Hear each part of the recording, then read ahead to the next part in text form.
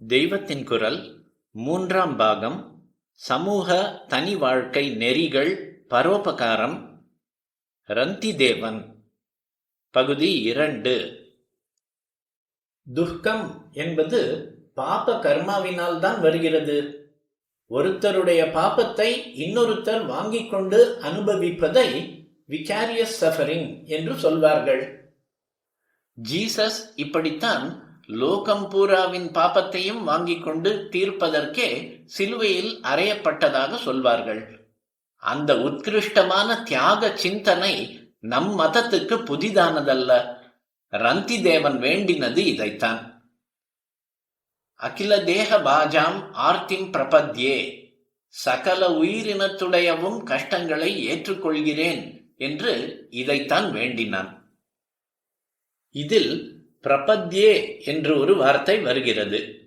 அநேக ஸ்தோத்திரங்களில், முக்கியமாக ஸ்ரீ வைஷ்ணவ கிரந்தங்களில் சரணம் பிரபத்யே சரணம் பிரபத்யே என்று வருவதை கேட்டிருப்பீர்கள்.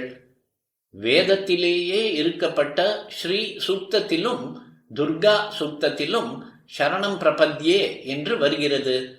பிரபத்யே என்றால் அடைக்கலம் புகுகிறேன், சரணாகதி பண்ணுகிறேன் என்று அர்த்தம். ஒன்றிடம் சர்வசங்க பரித்தியாகம், டோட்டல் சரண்டர் பண்ணிவிடுவதுதான் பிரபத்தி. அதாவது சரண்டர் பண்ணுகிறவன் தன்னை அடியோடு சைஃபர் ஆக்கி கொண்டு விட வேண்டும்.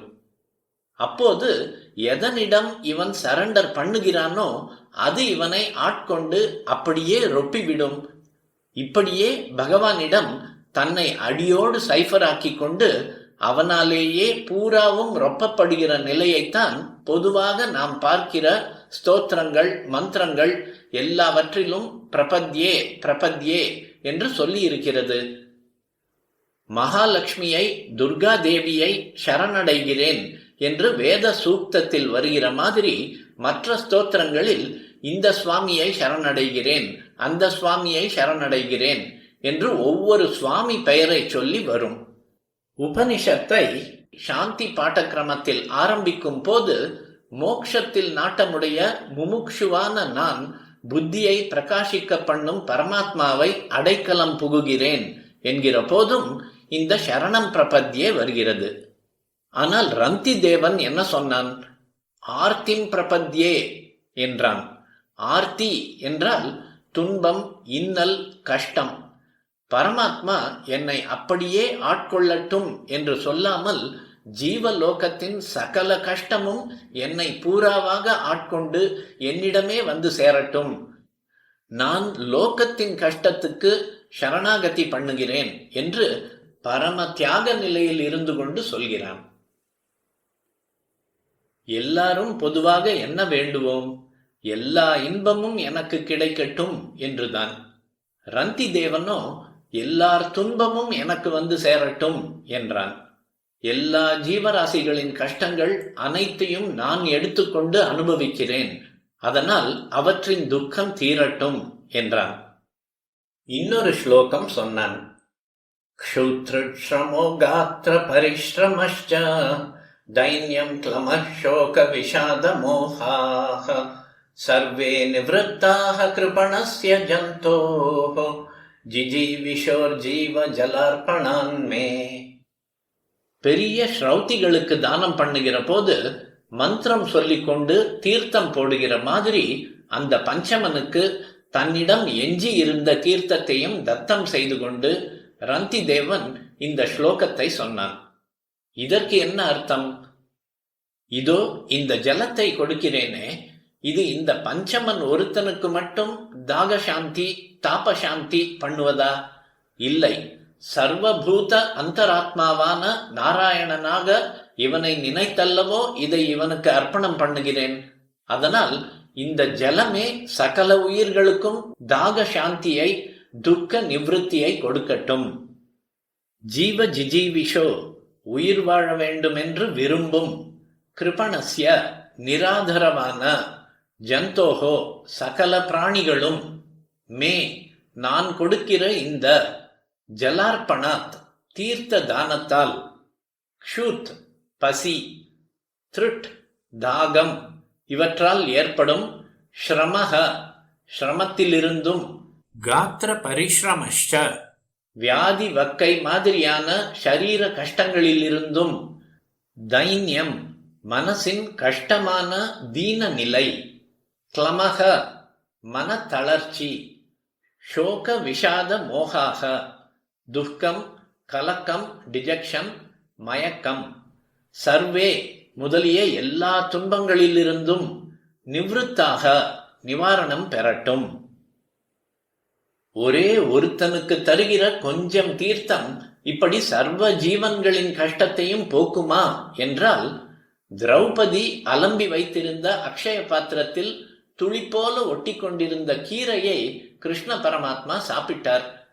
உடனேயே துர்வாசருக்கும் அவருடைய 10,000 சிஷ்யர்களுக்கும் பெரிய சமாராதனை சாப்பிட்ட மாதிரி வயிறு நிரம்பி விட்டது என்று படிக்கிறோம் அல்லவா? அந்த மாதிரிதான் இதுவும்.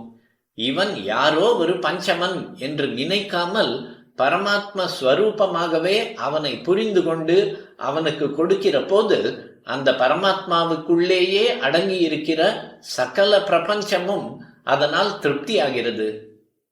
பாவம் நிஜமாக இருக்க வேண்டும், அதுதான் முக்கியம். தியாகத்தின் உச்ச நிலையில் இருந்து கொண்டு இப்படி ரந்தி தேவன் தன் பிராணனை ரட்சிப்பதற்கு அத்தியாவசியமாய் இருந்த தீர்த்தத்தையும் புலையனுக்கு கொடுத்தானோ இல்லையோ, உடனே முதலில் வந்த பிராமணன், அப்புறம் வந்த 4ஆம் வர்ணத்தவன், அதற்கு பின்னால் நாய்களோடு வந்த நாய்க்காரன், கடைசியில் வந்த பஞ்சமன் எல்லோரும் விஷ்ணு தூதர்களாக அவன் முன் தங்கள் நிஜ ரூபத்தை காட்டினார்கள். குறிப்பு: ஸ்ரீ பெரியவர்களின் உரையாடல்களிலிருந்து ஒரு பக்தர் எடுத்த குறிப்புகளிலிருந்து இப்பகுதி உருவாக்கப்பட்டிருக்கிறது. அதில் விஷ்ணு தூதர்கள் என்றே காண்கிறது. ஆனால் ஸ்ரீமத் பாகவதத்திலோ மூவுலகின் அதீஸ்வரர்கள் என்று உள்ளது. பிரம்ம விஷ்ணு ருத்ரர்களாகிய திரிமூர்த்தியரையே பாகவதம் மூவுலக அதீஷராக கூறுமாதலால் பாகவத வியாக்கியாதாக்கள் மும்மூர்த்தியார் ரந்தி தேவனுக்கு தர்சனம் தந்ததாக கூறுகிறார்கள். ஆனால் முதலில் பிராமணன், பிறகு 4ஆம் வர்ணத்தவன், அப்புறம் நாய்க்காரன், கடைசியில் தீண்டாதான் என 4 சொல்லிவிட்டு அவர்களை 3 மூர்த்திகளாக குறிப்பிடுவது எப்படி பொருந்தும் என புரியவில்லை. நாயை பிடித்து வந்தவன், நீர் கேட்டவன் ஆகிய இருவரும் ஒருவனாகவே இருக்கலாம். ஸ்ரீ பெரியவர்கள் விஷ்ணு தூதர்கள் என்று கூறி இருப்பாரேயாகில் இவ்வித சங்கைகளுக்கு இடமில்லை. அவன் அவர்களுக்கு நமஸ்காரம் பண்ணிவிட்டு நாராயண தியானத்தில் மூழ்கிவிட்டான். இந்த மாய வாழ்க்கை ஒரு கனா மாதிரி அவனிடமிருந்து மறைந்தே போய்விட்டது என்று பாகவதத்தில் இந்த புண்ணிய சரித்திரம் முடிகிறது. சாதாரணமாக நம் புராணங்களிலோ மற்ற காவிய நாடகங்களிலோ கூட முக்கியமான பாத்திரம், ஹீரோ செத்து போனதாக முடியாது. டிராஜடி நம் சம்பிரதாயத்தில் இல்லை. மங்களமாக முடிய வேண்டும் என்று லோக ரீதியிலே சந்தோஷமாக ஒரு கல்யாணம், ஒரு பட்டாபிஷேகம் என்று இப்படி முடிப்பதுதான் வழக்கம். ராமாயணம், மகாபாரதம் இவற்றில் ஸ்ரீராமனும் பஞ்ச பாண்டவர்களும் வைகுண்ட ஆரோகணம், ஸ்வர்க ஆரோகணம் பண்ணுவதாகவே வால்மீகியும் வியாசாச்சாரியாலும் மூல கிரந்தத்தில் முடித்திருந்தும் கூட, இப்போதும் ஒரு ஹரிகதை அல்லது உபன்யாசம் என்று நடக்கிற போது ஸ்ரீராம பட்டாபிஷேகம், தர்மராஜ பட்டாபிஷேகம் இவற்றோடு பூர்த்தி பண்ணி அதற்கு மேற்பட்ட அந்திம கதையை சொல்லாமலே விட்டு விடுவதைத்தான் பார்க்கிறோம். துருவன், பிரஹ்லாதன் மாதிரியானவர்கள் பகவான் பிரத்யக்ஷமானதும் அவனோடேயே முக்தி அடைந்து விட வேண்டும் என்று பிரார்த்தித்தாலும் கூட பகவான் அதெல்லாம் கூடாது என்று சொல்லி அவர்களுக்கு பட்டாபிஷேகம் பண்ணினதாகத்தான் பாகவத புராணத்திலேயே சொல்லி இருக்கிறது. ஆனால் இந்த ரந்தி தேவன் கதையில் மட்டும் விஷ்ணு தூதர்கள் வந்தார்கள் என்று சொன்ன பின் உடனே பஞ்சமெல்லாம் தீர்ந்து விட்டது, ரந்தி தேவனின் பசி தாகம் எல்லாம் தீர்ந்து நெடுங்காலம் ராஜ்யபாரம் பண்ணினான் என்று சொல்லாமல் மாயையே ஒரு ஸ்வப்னம் மாதிரி அவனை விட்டு ஓடிப் போயிற்று. பரலோகம் பரமபதம் என்கிறார்களே, அதற்கு போய்விட்டான் என்றுதான் அர்த்தம் ஏற்படுகிறது. அவனுடைய மகா தியாகம் நம் மனசில் நன்றாக உரைப்பதற்காகவே இப்படி மங்கள முடிவை மாற்றி சொல்லியிருக்கிறார் போல் தோன்றுகிறது. இந்த லோகத்தின் சந்தோஷம் எப்படியும் சாஸ்வதம் இல்லை. கல்யாணம், பட்டாபிஷேகம் எல்லாம் தற்காலிக சந்தோஷம்தான். பகவானிடம் போய் சேருவதுதான் நிரந்தரமான மங்களம். அப்படி பார்த்தால் ரந்தி தேவன் கதைக்குத்தான் நிஜமான மங்கள முடிவு. ரந்தி தேவன் கதை மாதிரி இன்னொன்று பாரதத்தில் வருகிறது.